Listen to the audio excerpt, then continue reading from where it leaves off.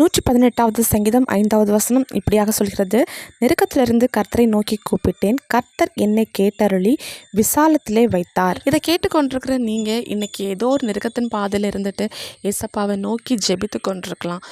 ஏசப்பா என்னுடைய சத்தத்தை கேட்பாரா அப்படின்னு சொல்லிட்டு நீங்கள் ஒரு சந்தேகத்தின் பேரில் இருக்கலாம்.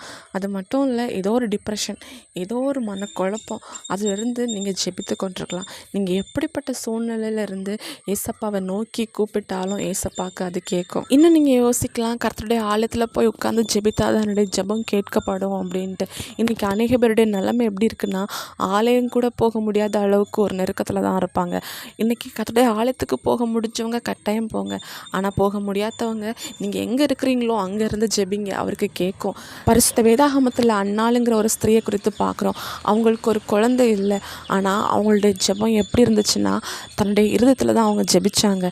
தன்னுடைய உதடுகள் மட்டும்தான் அசைஞ்சிச்சு. ஆனால் ஏசப்பா அந்த ஜெபத்தை கேட்டு அவங்களுக்கு குழந்தை இல்லைங்கிற ஒரு நெருக்கத்தை மாற்றி குழந்தைய ஏசப்பா கொடுத்து ஆசீர்வதித்தாங்க. இன்றைக்கி நீங்களும் எந்த நெருக்கத்தில் இருந்து ஜெபித்தாலும் அந்த ஜெபத்தை ஏசப்பா கேட்பாங்க. யாருமே பார்க்காத மாதிரி நீங்கள் அழுதுட்டுருக்கலாம், அந்த அழுகை கூட ஆண்டவருடைய சமூகத்தில் அது கேட்கப்படும். ஏசப்பா அவங்கள நெருக்கத்தில் இருந்து விடுதலையாக்கி ஒடுக்கம் இல்லாத ஒரு விசாலத்தில் ஆண்டவர் வைப்பார். விசாலனாலே ஒரு ஆசீர்வாதம், ஒரு சுதந்திரம். ஏசப்பா அப்படிப்பட்ட ஒரு ஆசீர்வாதத்தை உங்கள் வாழ்க்கையில் தருவார். நீங்கள் நெருக்கத்திலேருந்து ஜெபிக்கிறத ஆண்டவர் கேட்டு உங்களுக்கு விடுதலை தருவாராக. ஏசப்பா உங்களை ஆசீர்வதிப்பார். இயேசு கிறிஸ்துவின் நாமத்தினால் ஆமென்.